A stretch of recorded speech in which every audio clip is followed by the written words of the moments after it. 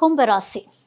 கும்பராசிக்கு வந்து 2026க்கு பொறுமை ரொம்ப ரொம்ப அவசியமாப்படுது. ஏன்னா, நெறைய சரி செய்ய வேண்டியது அமைப்பு அதிகமா இருக்கு கும்பத்தில இருக்கவங்களுக்கு. கொ எப்படி இருக்குன்னா, ஒரு பெரிய பாரத்த தேர தானா ஒரு ஆளா இழுத்துட்டு போற மாரியான ஒரு அமைப்பு. என்னடா எதுவுமே நகரவே மாட்டேங்குதே! எவ்ளோ எஃபோர்ட் போட்டாலும் எப்பதான் எங்களுக்கு அந்த விடியல் வரும் அப்படிங்கிற மாரியான அமைப்பு பெரும்பாலான கும்பத்துக்கு இருக்கும். 2025 எப்படியோ ஃபாஸ்ட்டா போன மாரி உங்களுக்கு தெரியும். 2026 எப்படி இருக்கும்னா, ஒரு டைம்க்கு 2 தடவ இன்னும் கொஞ்சம் எஃபோர்ட் போடணும். கொஞ்சம் பொறுமையா இருக்கணும். உடனே ஃபர்ஸ்ட் டைமே நடக்காது.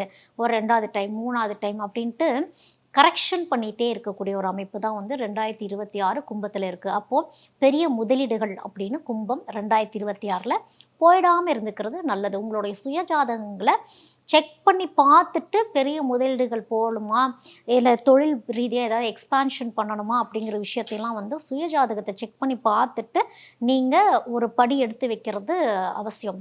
வெறுமையா பொதுபலன் பார்த்துட்டு சரி செய்ய வேண்டாம்னு சொல்லிட்டாங்க, செய்யாம இருந்துக்கலாம். அப்படி இல்ல. ரகங்கள் பலவிதம், ஒவ்வொன்றும் உலகத்தரம். தமிழக உற்பத்தியில் உங்கள் அனுஜ் டைல்ஸ்.